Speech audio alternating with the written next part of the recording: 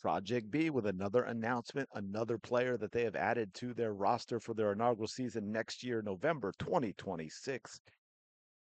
Every WNBA player Project B has signed so far. I know I did a video early with Kelsey, and since then, we have now added another Indiana Fever player by the name of Sophie Cunningham. She has been added to the roster for Project B, and it is absolutely everywhere. Once again, this is part of the Caitlin Clark effect in terms of, I mean, this is just something that would not have been carried by all of these outlets a couple years ago.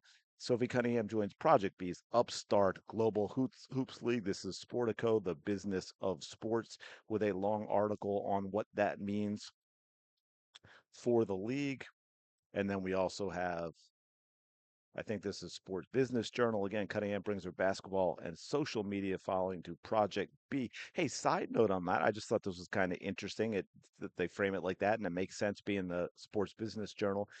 I remember a few years ago, and I think it was Jenna Ortega, but I'm not completely positive because it's been a while now, where I think she was auditioning for a role, and she was asked about her social media following and dug into that a little deeper because it caught her off guard. And apparently, that was one of the ways in this day and age that roles are given in Hollywood, I guess, especially for the younger talent where they've grown up with it and they should have a decent following. So it's not just about talent in that respect. It is also about the following in terms of the eyeballs that they are going to bring. Now, look, that doesn't mean in certain things like basketball. I just brought that up because, my brain went there when it talked about this. All those social media followers aren't necessarily going to watch for basketball unless that's the reason that they were social media followers. Okay. But I just thought it was interesting that was brought up as well. Sophie Cunningham become the eighth WNBA player and perhaps most marquee name. Ooh, ooh, that's got to hurt. That's got to hurt some peeps. I know some people are going to be upset of that, but it's true, man. I mean, look, she was in terms of the WNBA world, she was popular to begin with. Obviously, coming to the Fever as just getting her out there and people seeing how likable and fun she is has just gotten her more attention, and she's just exploded in terms of popularity. Something, by the way, the rest of the league could take a step back. Put away all of their jealousy and all these other feelings that they have and think, hey, maybe if I were likable, maybe if I appreciated the fans, my popularity might explode as well. And then I would get a lot of these opportunities that players like Sophie Cunningham are getting. See, it even mentions the followers here 1.6 on TikTok, 1.3 on Instagram. I think that's dwarfed by Angel Reese. Maybe they'll sign Angel Reese. She's not playing unrivaled, right? Who knows? That might be an announcement coming soon. But it says when talking about exposure for the league's inaugural season beginning November 2026, so I got that right, yay me. Co-founder Grady Burnett, a former sales and operations executive at Facebook and Google, said player storytelling through digital outlets will be tantamount for growth. Now that sounds a little bit like Unrivaled, where they're trying to use social media and these relationship building with their followers that is outside of the sport that will hopefully get these people to also follow in the sport, get them to tune in for games because that is the key.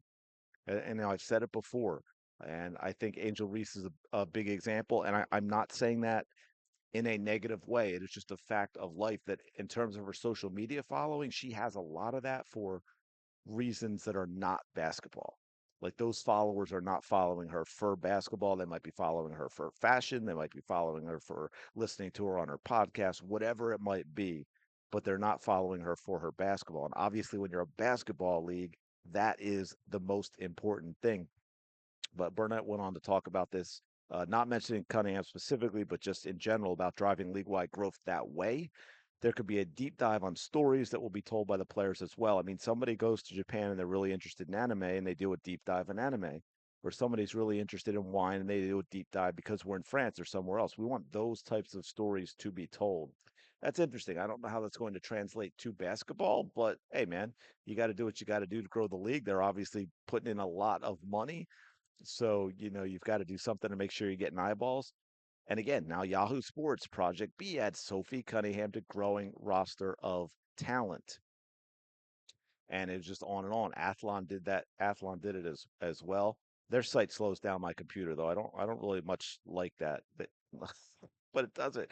Indiana Fever Sophie Cunningham announces career news during WNBA offseason. And of course, we had Sophie herself weighing in on a quick video. Guys, I'm so excited to announce that I'm actually joining Project B's athlete roster. I'm so thrilled for it. It is giving women's basketball a platform that is much deserving, not only here in the United States, but across the world. So come on this journey with us. We shall see. It's going to be interesting. I haven't heard anything in terms of details about the games, and obviously with streaming and everything else nowadays, they're going to be able to be seen in the United States without a doubt. I think that's I'm sure one of the keys of what the league wants to do. But once again, what I will want to go into, what I connect this to, and I talked about Kelsey Mitchell earlier with her announcement, so we could have some other players that are playing as well. I believe there's, I forget the number, but there are players who played in Unrivaled last year that aren't. Well, I guess this year it doesn't matter, right? Because it's next season, but that's going to be interesting as well. So obviously those two overlap and those conflict, and y- I'm going to put the brakes on right there. I was going to get into the CBA stuff and the conflict and the other players who aren't playing in these leagues and everything, but let me back up with another second.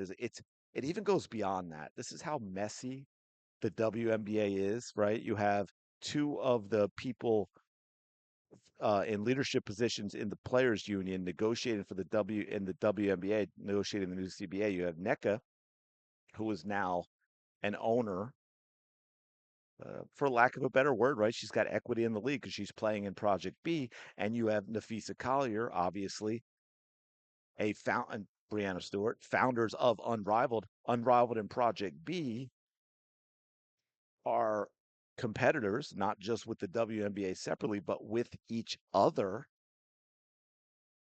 And now you have people negotiating the CBA for the WNBA in competition with each other as well as in competition with the league that they are negotiating with, representing players in that league when it may be to their benefit to not have a WNBA season next year. It may be to their benefit to not have a great CBA because I would think, and again, I think I brought this up briefly because no other league does this, right? We look at the NFL, we look at the NBA, we look at Major League Baseball, we look at the NHL.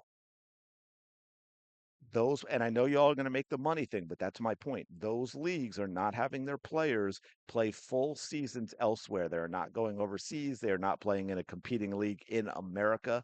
They play where they play, and that is it. Heck, a lot of players. I don't know if it's as much now, or I would guess there'd be some limit because it's a huge investment where you have players that they can't do certain things because of the risk of injury, right? In terms of their off season, I remember it'd be a big deal. Like certain players, they couldn't go skiing or waterboarding or whatever it might be, something that has a high risk of injury to derail their actual professional season. And guess what? When you're making a lot of money, that's it. So my point is with the players, if they want to elevate to that level, they want to get to that level where they're making good money. The WNBA may very well insist on, okay, but this is your league. You play in this league. You don't go overseas anymore. There's no Project B. There's no Unrivaled. The WNBA, for me, and I'm saying if they give the players a what is fair and tie things to revenue and the salaries and overall that are good salaries. Not look, forget, don't relate it to the NBA or anything like that. I'm just talking good salaries for them and where the WNBA is. Yeah, if I'm the WNBA, I'm insisting they're not playing in these other leagues. So again, I don't know how this finishes the way it does with the people who are representing the WNBA players. It's going to get messier for sure, and we are here for it. Thank you so much for being here. Appreciate all your support. Smash the like button, subscribe to the channel. We're closer to 14.7 now than we are to 14.9. We were like 14.896 at one point. Oh man, now we're heading to 14.7. But anyway, smash the like button, subscribe to the channel. Go have the day you deserve. I will talk to you later.